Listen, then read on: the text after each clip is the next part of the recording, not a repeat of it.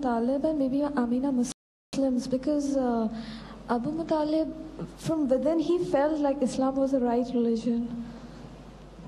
Will he go to Jannat? I thought that was very clear.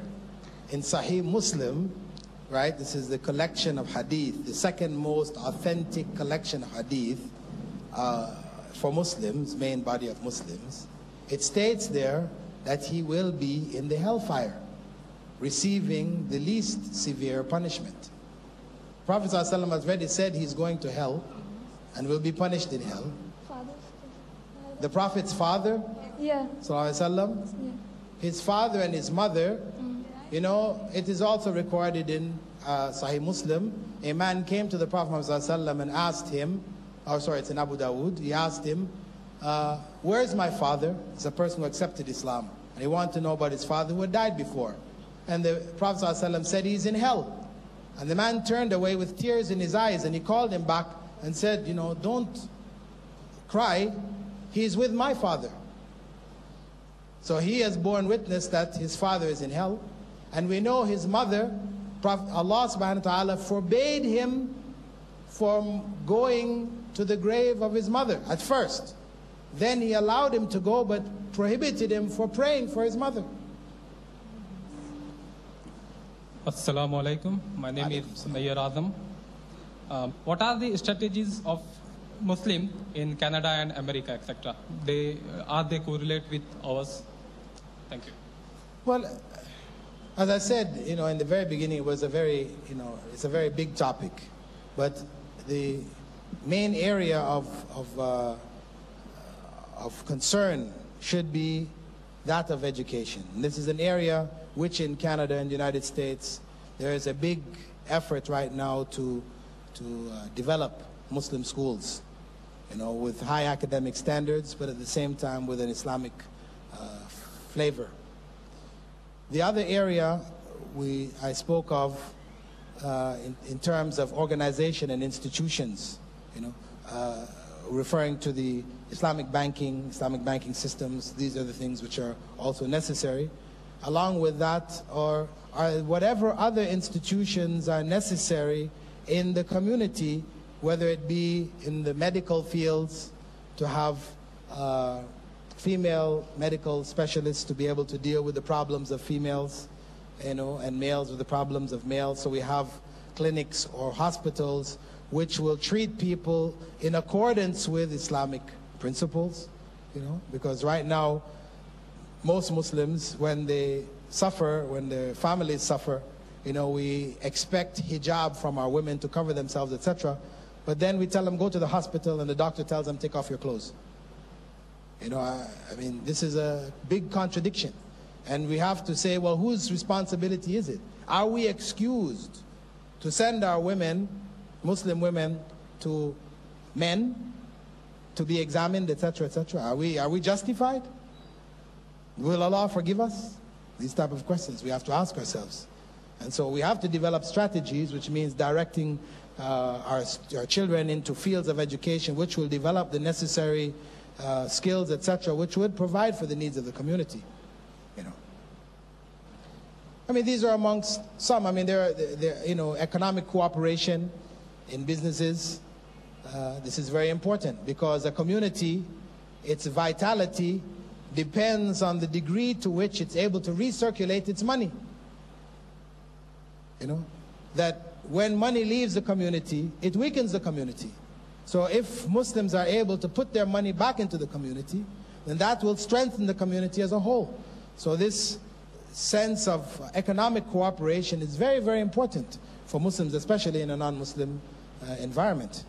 Because we have to know that when we spend money in a Muslim business, etc., then we are giving a person something which they are going to give back to the community in the case of zakah, etc., etc. And of course, we need institutions to establish the collection of zakah. Because again, zakah is something which is very much neglected today in the Muslim community. I think a great proportion of people are not paying any zakah at all.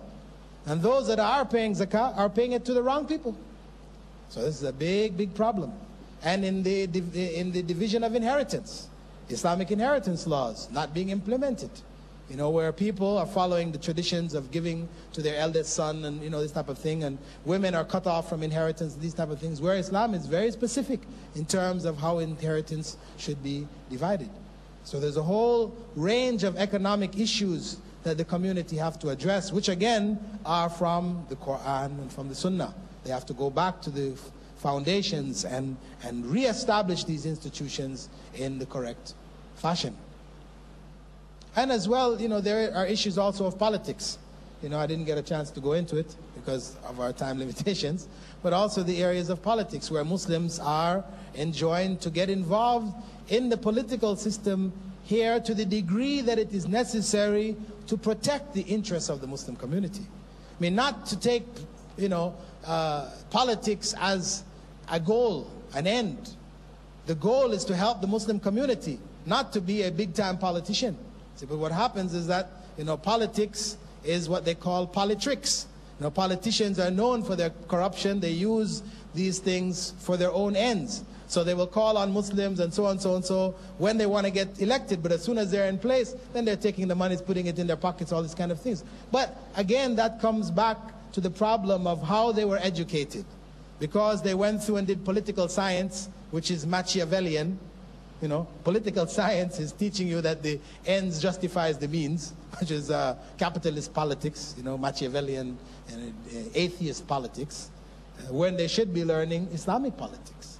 You know. So without institutions which will teach them the correct approach to politics Islamically, then we cannot be surprised to find our leading politicians, you know, working against our interests.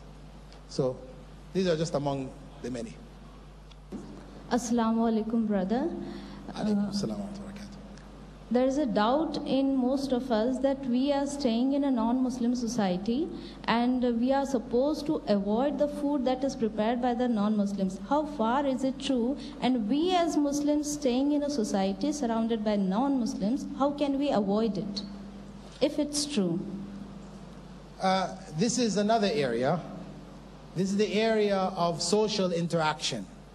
You know, as Muslims in a non-Muslim environment, one has to deal with non-Muslims. Now, to what degree are we allowed to interact with them? We're invited to their homes. Can we eat their food? This is the question you're asking, basically, right? Or they're having their celebration, Diwali or Christmas. Can we join in their celebrations? They greet us, you know, Merry Christmas. Can we respond to them, Merry Christmas to you too? You know, these are among the issues that also have to be looked at. I'll just try to briefly touch in terms of the food. Food which is slaughtered by non-Muslims, pagans in particular, food slaughtered by them we cannot eat. If they say Bismillah, or they say, you know, even if they make Shahada before doing it, but it is just to sell it, and we know they're only doing it because it's business, then we can't eat this food, right? If it is something which is vegetarian, then it is edible, one may eat it. But again, if it is something on the days of their religious festivals where they, you know, dedicate it to their gods or whatever else that people do, then of course again you can't eat it, you know. So a Muslim has to identify, you know, without hurting the feelings of others as much as possible, a Muslim has to identify the boundaries within which they can function with their neighbors, with their friends, at the job, etc.